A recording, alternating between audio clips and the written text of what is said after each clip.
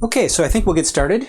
So central to the manipulations that we'll be doing with the Dirichlet series and the zeta function will be this idea of the Euler product. And so if we see the sum of the reciprocal integers here raised to some power s, s could be anything, but for convergence, the real part of s is greater than 1.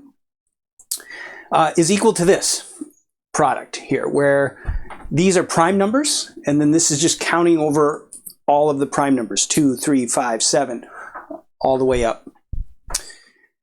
So we want to show, at least convince ourselves, that the Euler product is true. So let's do that. So let's begin with one of these factors here, and we have 1 over 1 minus 1 over prime number raised to the s power. And s is greater, the real part of s is greater than 1. So the first prime would be 2, and then it just keeps getting bigger from there. So this number is a number less than 1. And if that's the case, then we have the geometric series. So we can write 1 over 1 minus this using 1 over 1 minus x equals 1 plus x squared, and so on, the geometric series. That's what's going on here. Notice here, this is 1 over pi to the s squared, but that then will be the same as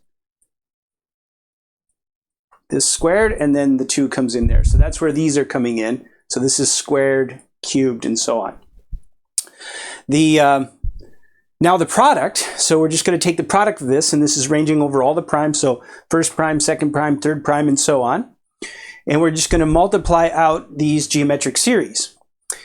Now, we're going to get one term that is just equal to 1, and that would be the first term multiplying all of these.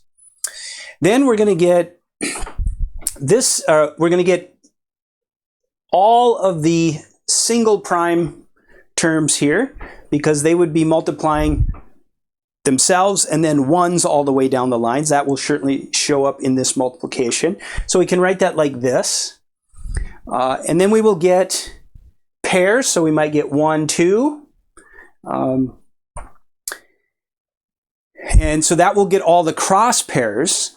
So we might think this should be I not equal to j. But then we'd be missing these. So these can be captured in this if we let I and j run independently. So if I and j are, if both i's are 1s, then we pick up this term. If both I and j are 2s, then we pick up this term, and so on. Sorry, this term right here. And then we just keep doing that for all 3 pairs and so on. And so with this, we have every single number, right? Because numbers decompose into primes.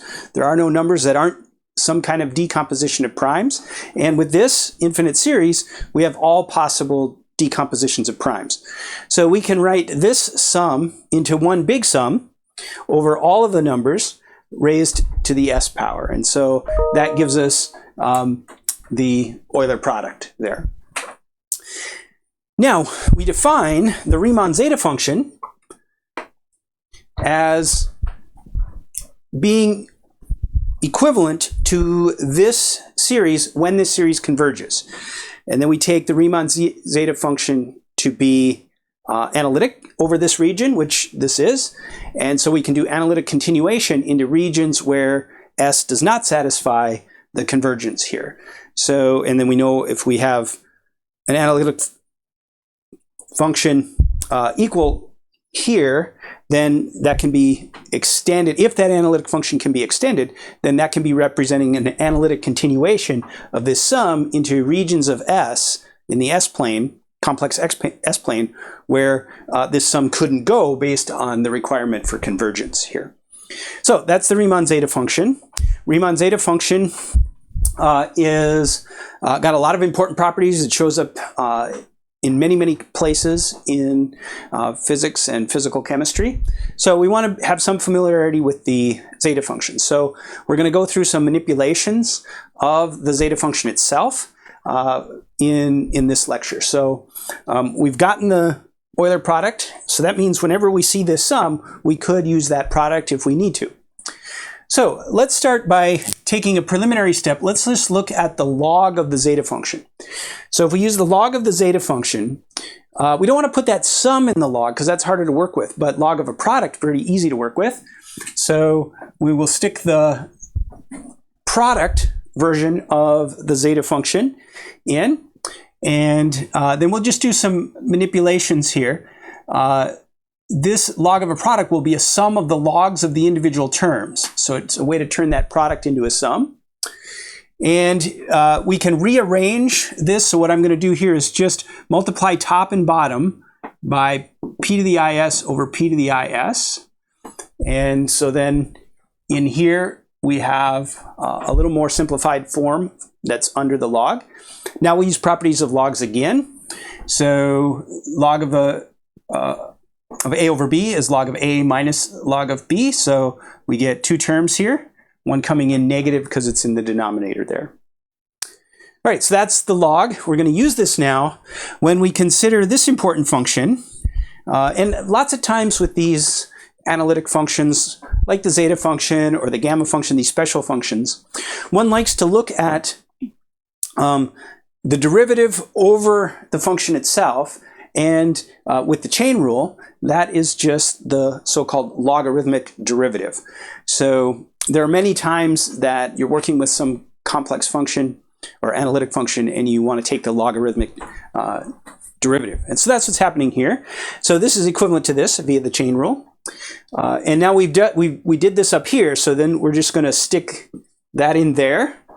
So that's where that's coming from. And now we're going to perform the derivative, so with respect to s. So doing that gives us these two terms. Okay? Not immediately obvious because it's up in the power, and if you're like me, you forget how to, those derivatives you have to think about for a while to make sure you do them correctly. But you can check that out. You can perform the derivative of these terms, and we get this. So now what I'm going to do is put both of these terms over a common denominator. So I'm going to bring this up here, multiply by this, and distribute that through. So that's going to be this. This is going to come right here, being multiplied by this, and then the 1. So we minus just the log term. And then there's this term sitting there. And so with that, these two cancel each other. And we are left with just the log term. So now we have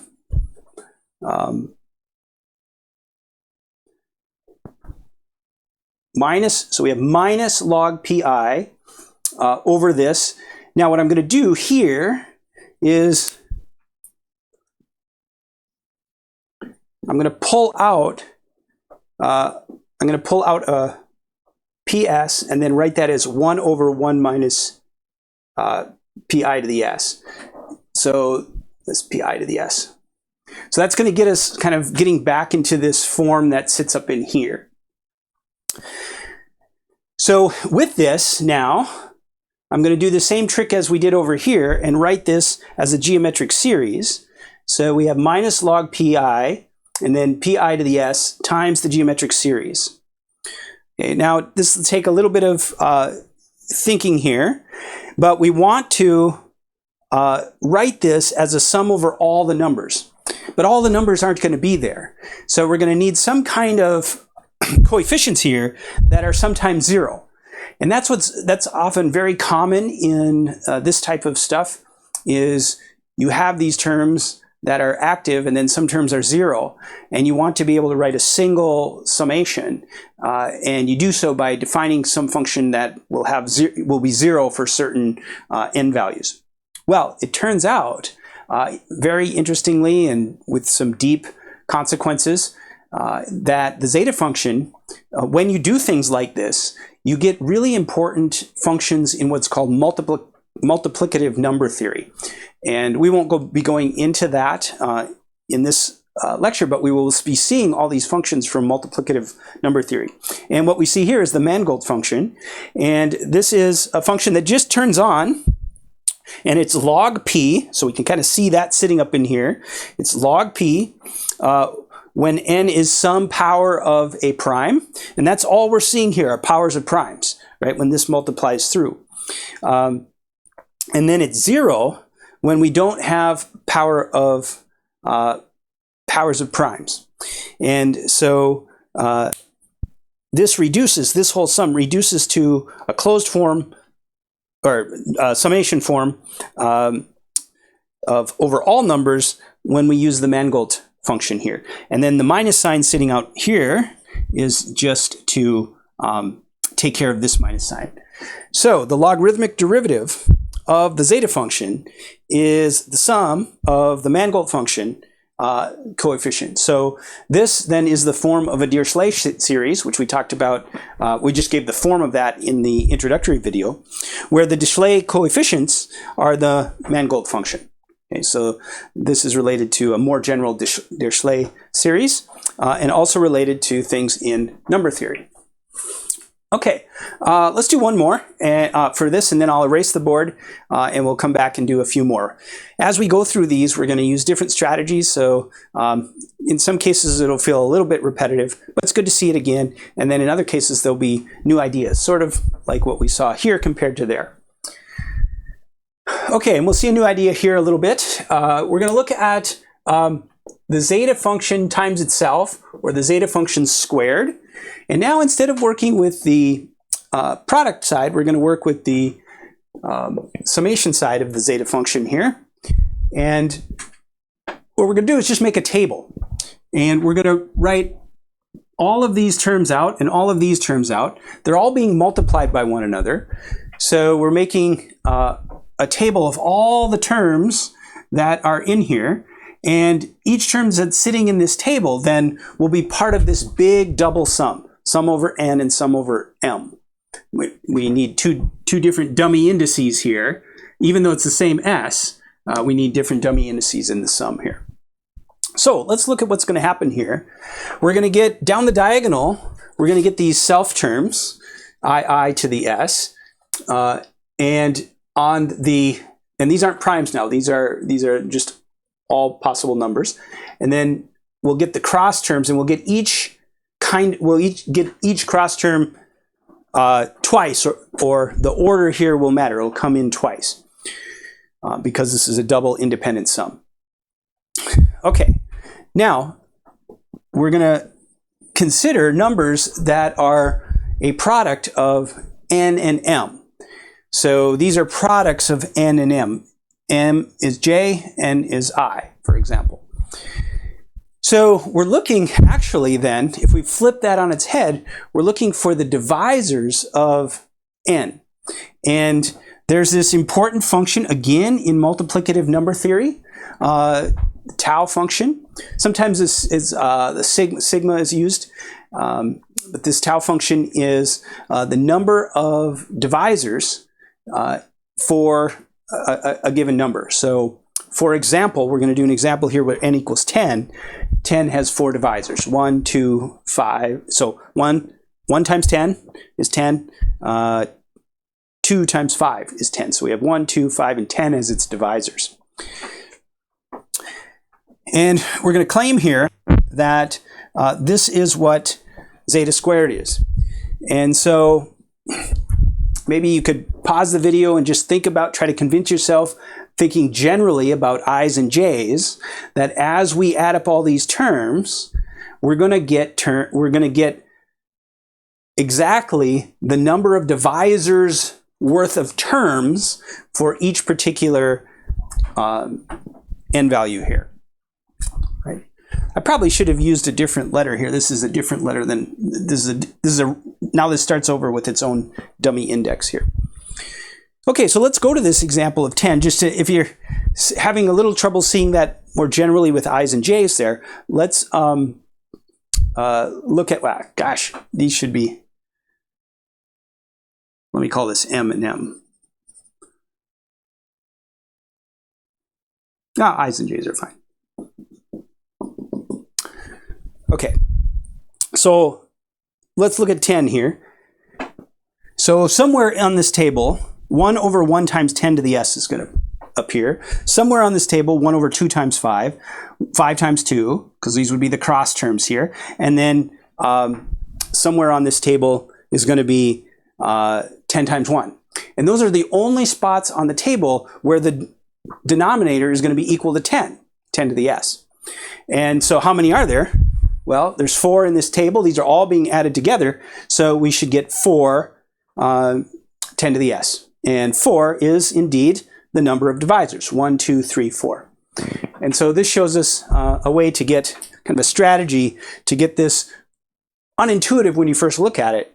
You know, like where are all these crazy multiplicative functions that belong in multiplicative number theory coming from? All right, so we have a few more to go. So we're still part of this lecture for today. So I'll just pause the lecture here and erase the board and get the next set going.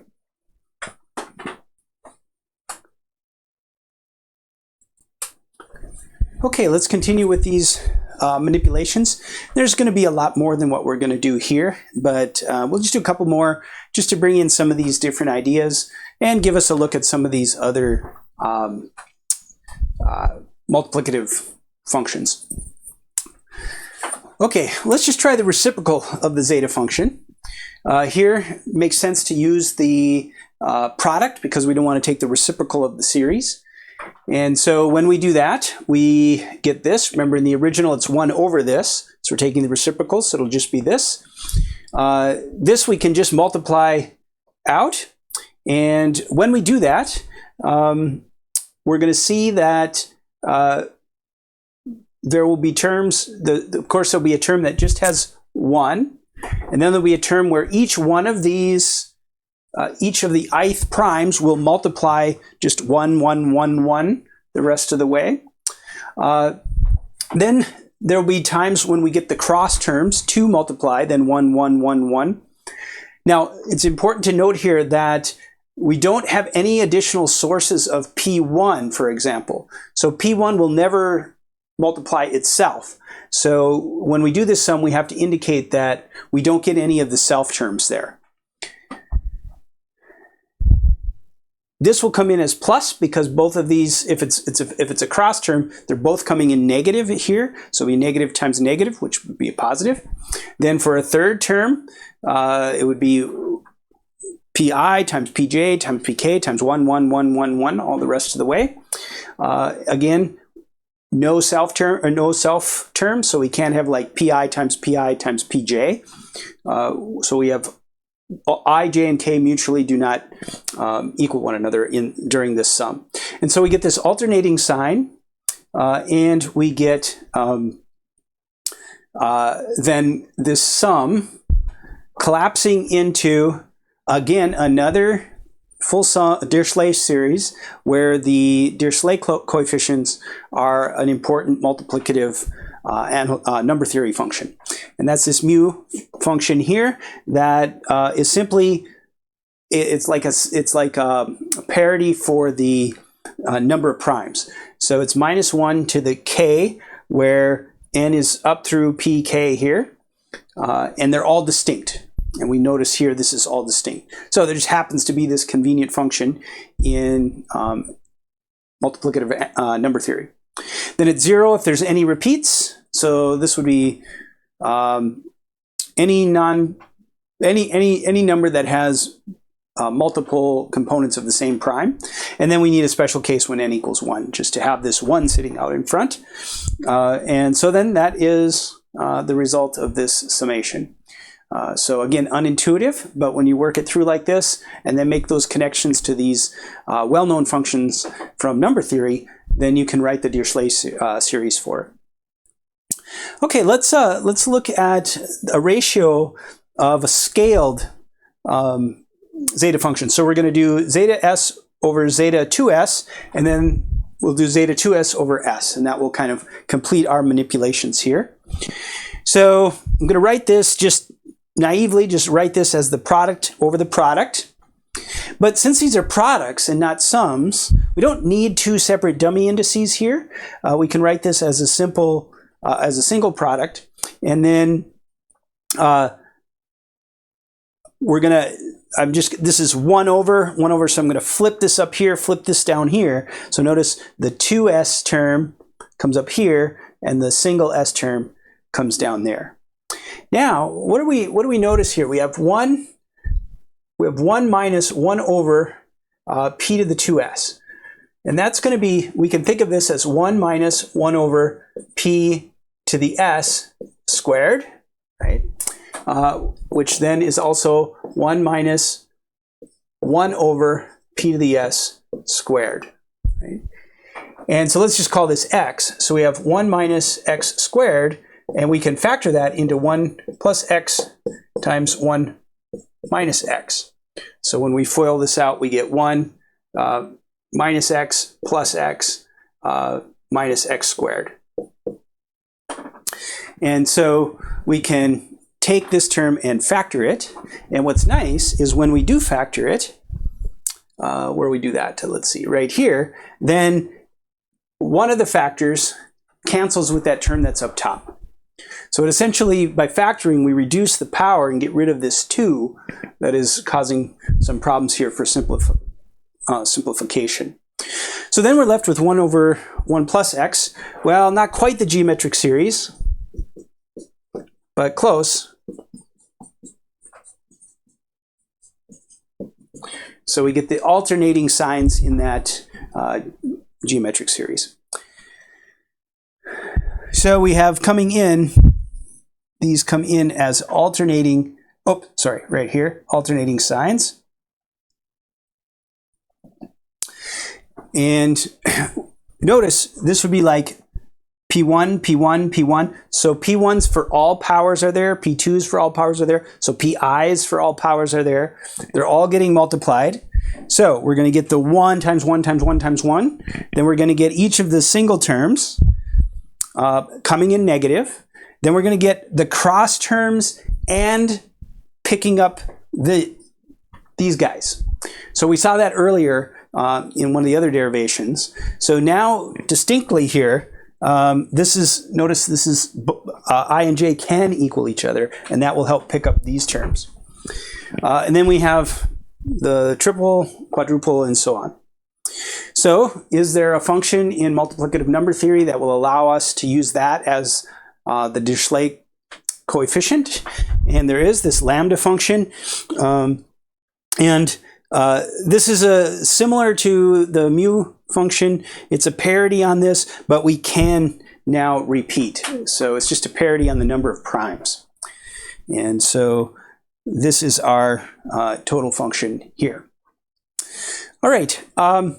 So you could find other relationships that are certainly important, kind of take us in a direction that we aren't headed here for this short mini-series. But I encourage you, if you're interested in this, look up some of the properties of the zeta function. Then you can go off into a lot of pretty high-level, difficult, challenging, complex analysis to really fully understand the zeta function.